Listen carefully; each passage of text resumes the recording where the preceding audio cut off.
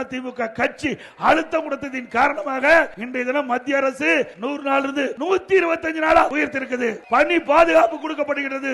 ஒரு ஆண்டுக்கு 125 நாள் வேலை கொடுத்தா தீர வேண்டும். அப்படிப்பட்ட ஒரு சட்டத்தை இன்றைக்கு மத்திய அரசு இயற்றிருக்குது.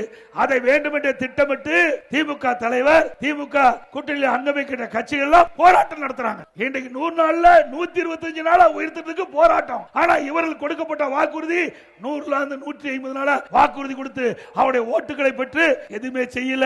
செஞ்ச அரசை எதிர்த்து போராட்டம் நடத்துகின்ற கட்சி திமுக கட்சி, திமுக கூட்டணி என்பதை எண்ணி பாருங்க.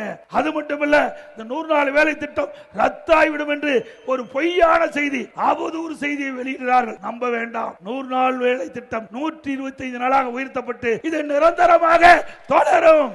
அது மட்டுமல்ல, அண்ணா திமுக ஆட்சி மலர்ந்தவுடன் 125 நாட்களை 150 நாளாக உயர்த்துவதற்கு நடவடிக்கை எடுக்கப்படும்.